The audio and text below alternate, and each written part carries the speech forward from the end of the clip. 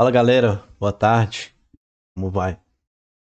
Mano Cal aqui, vou fazer mais um setup, né, na nossa série lá de melhores setups. Tem um tempo sem gravar aí, mas agora eu vou retomar, né? Faltam só dois aí pra gente terminar. Um deles é essa aqui, né, o Ed Bull Flag. É uma cunha, né, uma bandeira de alta em forma de cunha, né?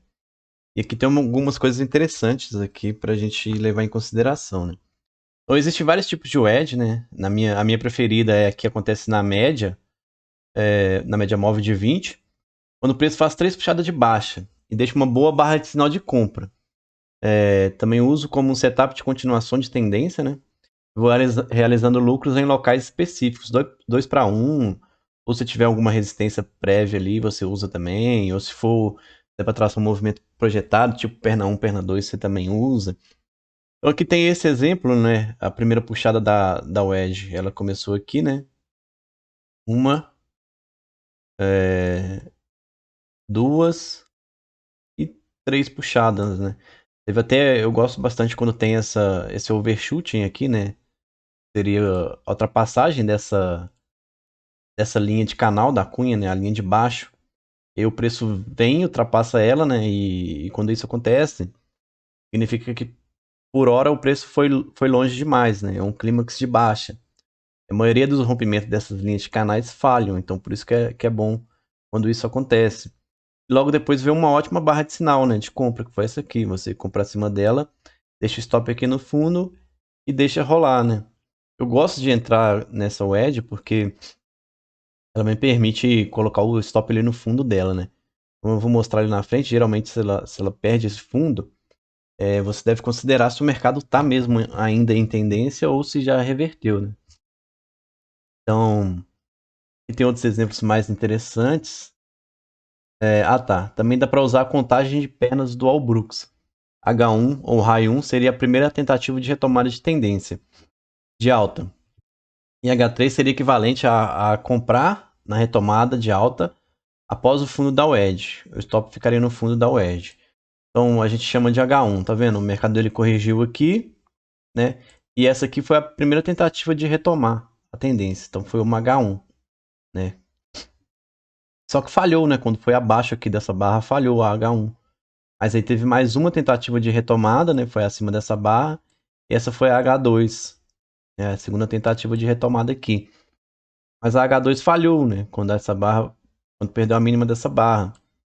E aí veio a H3, quando foi acima dessa máxima aqui, uma ótima barra de sinal, né? Então, essa é a contagem de pernas ou de barras aí que o Brooks usa, né?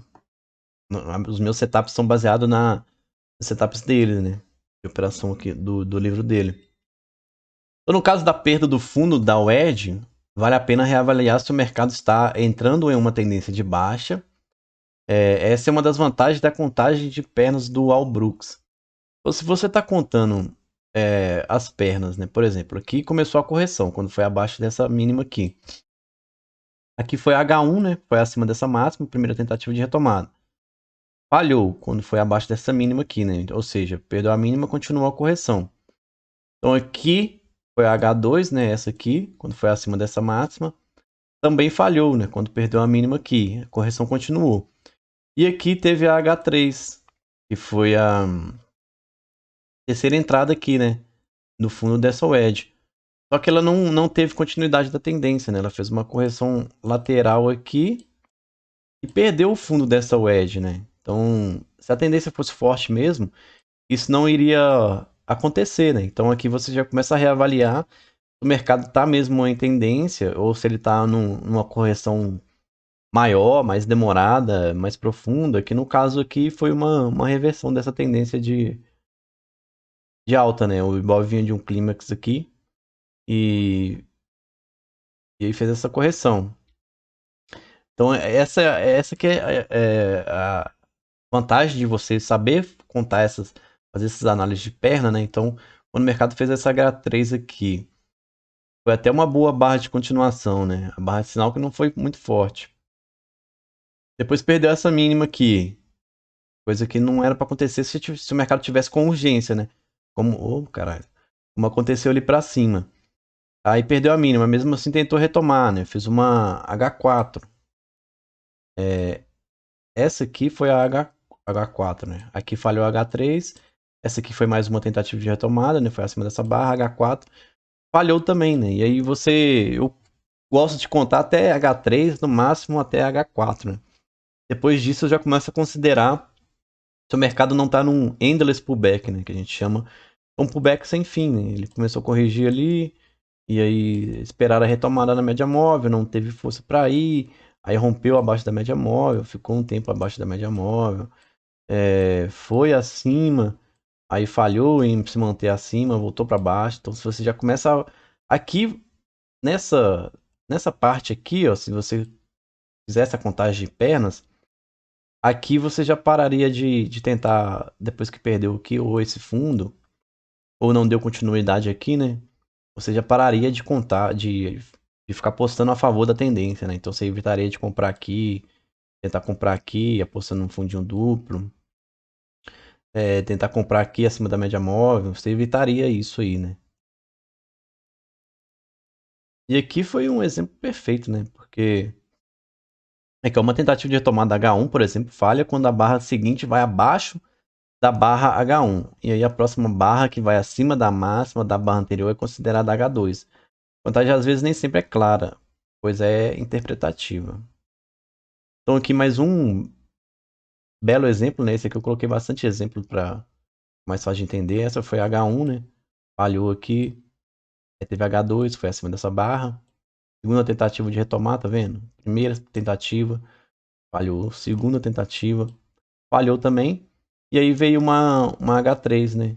Com essa ótima barra de sinal aqui. Olha só, você poderia usar um stop mais curto e pegaria um alvo bem mais longo, né? E perceba como a tendência já vinha de uma tendência forte de alta aqui, né? E depois deu continuidade. Então, aqui também foi mais um exemplo, né? Esse aqui foi no ouro, se eu não me engano. Esse aqui até teve uma H4, né? É, teve 3 puxadas aqui da wedge, olha só. Uma puxada, 2 puxadas, 3 puxadas. E aí teve H1, falhou. H2 também, e falhou. E aí teve a H3, né? E não perdeu o fundo dela aqui. Ela falhou também, mas teve a H4, né? Que deu continuidade. A H3 falhou, tecnicamente, né? Porque o mercado voltou a perder uma mínima aqui, ó. E aí a continuidade do pullback. Mas não perdeu o fundo da wedge aqui, tá vendo? Isso aqui, ó. Tinha uma LTA aqui, LTB, na verdade, passando aqui. E isso aqui foi um rompimento e correção dessa LTB, né? O mercado iniciou uma alta aqui, rompeu, corrigiu e aí foi embora, né? Então rompeu aqui a wedge, né? Deixa eu mostrar aqui, ó, para ficar mais fácil. A cunha aqui, ó. E aí, olha aí, ótimo setup para você operar com stop curto, alvo aqui em cima, né? E provavelmente a tendência continuou. Essa, por exemplo, ficou um pouco mais complicada, né? A contagem, principalmente das 3 puxadas de baixas na barra 1, 2 e 3. Ih, caralho. Aqui é a primeira puxada, né? A segunda puxada de baixa, essa aqui. E aí teve a terceira, né? E também houve uma H4, mas no caso eu consideraria meu stop abaixo da barra 3, né? Onde seria o stop da H3. Se o mercado perdesse esse fundo, eu reavaliaria a tendência de alta. Considerei a possibilidade de uma tendência de baixa ou uma lateralidade. Então é isso, né? Agora é praticar no gráfico aí, procurar no passado os que deram certo, anotar, né? Igual eu fiz aqui. Você vai escrevendo no gráfico, vai anotando, vai observando o que aconteceu, se teve continuidade depois da H3, se quando perdeu no fundo da wedge, né? Inclusive no Bitcoin, né? Uma coisa que acendeu para mim um alerta, né? Quando ele estava no topo, foi porque ele perdeu o fundo de uma wedge aqui, né? Vou desenhar aqui com um ponto fixo mesmo. Aqui, ó, ele tinha uma wedge se formando, né?